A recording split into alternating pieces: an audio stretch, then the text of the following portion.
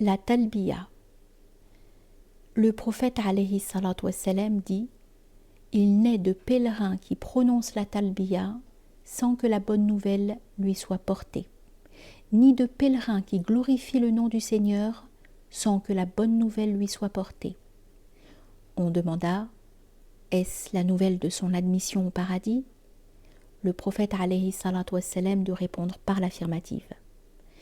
Dans une autre tradition prophétique, il est dit « Il n'est de musulman qui prononce la talbiya sans que la prononce à sa suite tout rocher, tout arbre et tout caillou, sur sa droite et sur sa gauche, aussi loin que s'étend la terre. »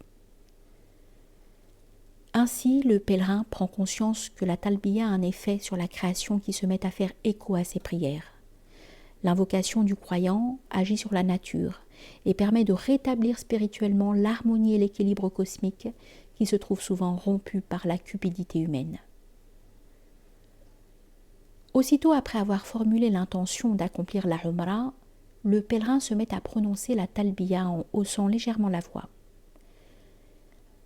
Labbaik Allahumma labbaik, labbaik la sharika laka labbaik. Innal hamda wa ni'mata laka wal mulk la sharika lak. Seigneur, me voici, répondant à ton appel, toi qui n'as nul associé. La louange, les bienfaits et le royaume sont à toi, sans nul associé. La talbiya rythmera le voyage du pèlerin. Et conformément à la tradition du prophète alayhi salatu wassalam, elle devra être prononcée à chaque changement de situation, notamment à chaque rencontre d'autres pèlerins, après chaque prière, etc. Elle est, autrement dit, recommandée à tout moment et en chaque occasion.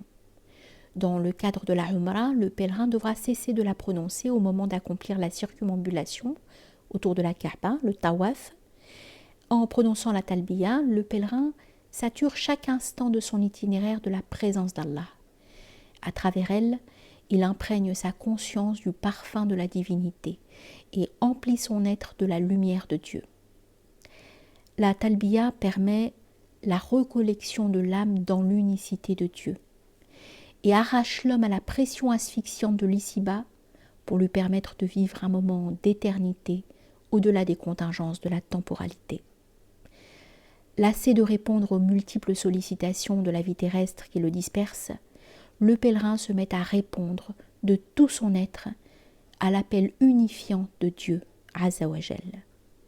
La talbiya vide la conscience de son contenu profane en l'emplissant du nom d'Allah. Elle rend le pèlerin absent au bas monde et plus présent à Dieu.